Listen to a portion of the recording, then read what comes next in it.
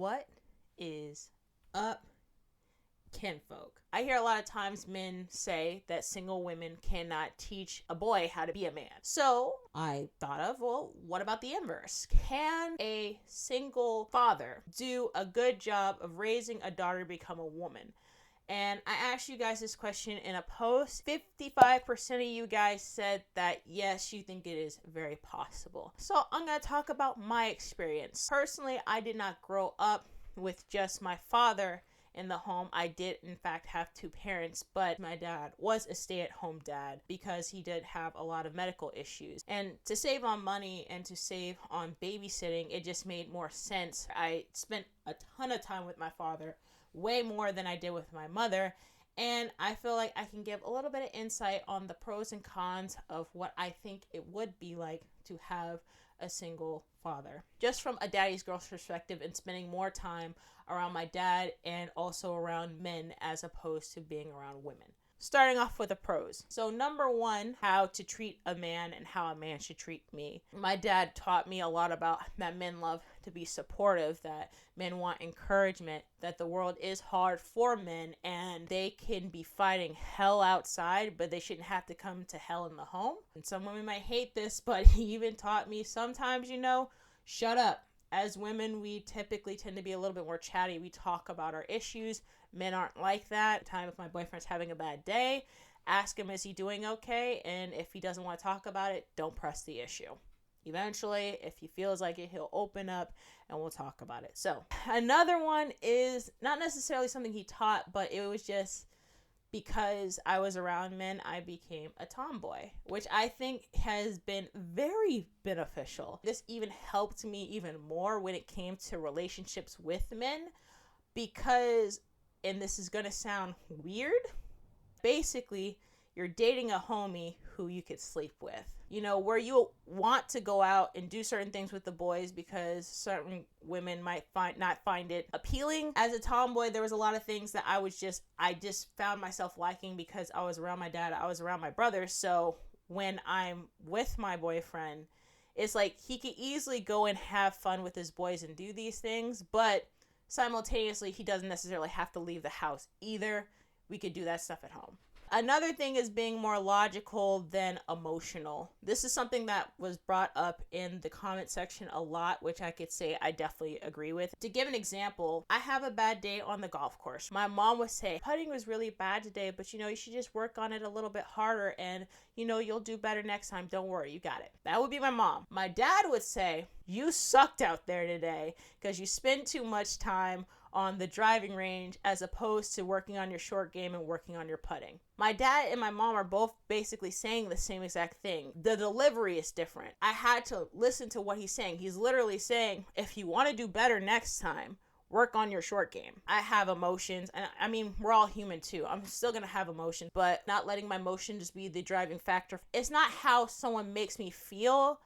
It's about what people say. I need to step back, let my emotions subside a little bit, and let myself actually think about what's being said in this moment. And then once I analyze this from a logical perspective when my emotions aren't clogging my vision, for a lack of a better term, then I can proceed with the conversation. Another one is being self-sufficient. My dad taught me certain things because, I was just around him all the time. Prime example is I bought a VFR 800. When I bought the bike, the engine was bad. It had a blown head gasket. The whole summer, I spent literally breaking down a bike, never done it before in my life, but literally just following an instruction manual, which is something most men don't do.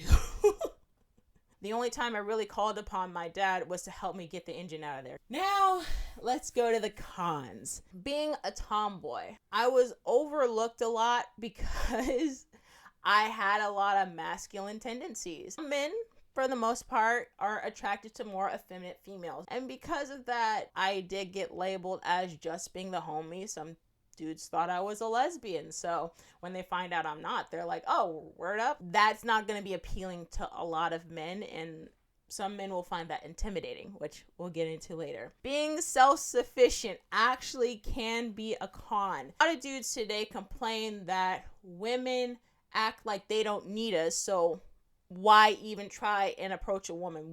They don't need us. They get their own, they do their own, right? And I don't throw that on dudes. But being self-sufficient in and of itself, I feel can be intimidating for men. Even telling a man that, hey, I broke down my motorcycle, some men will find it impressive.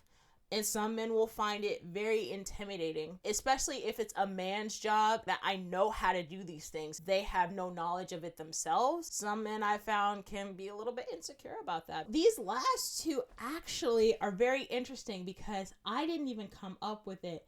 They came from my mother. The lack of emotionality. When men talk about men being raised by single mothers, one of the things they talk about is that men who are raised by single mothers are very emotional.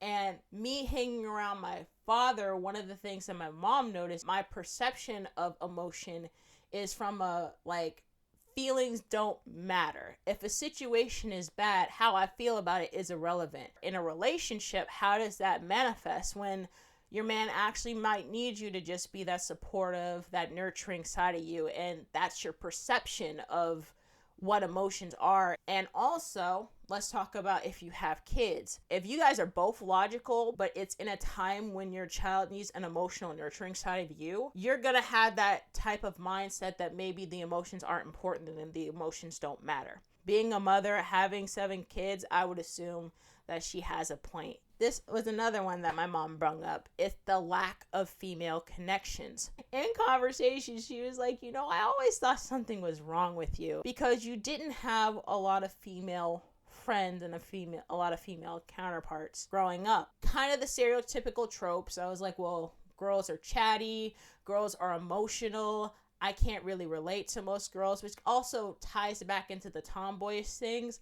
Like, some of the things that I actually enjoyed, most girls didn't enjoy anyway, and some of the things that a lot of girls my age enjoyed, I didn't enjoy. I couldn't have conversations about the X Games. I couldn't have conversations about American Biker Build-Off, motocross. The Kardashians were huge. Like, most girls watched that, and I was like, this is dumb.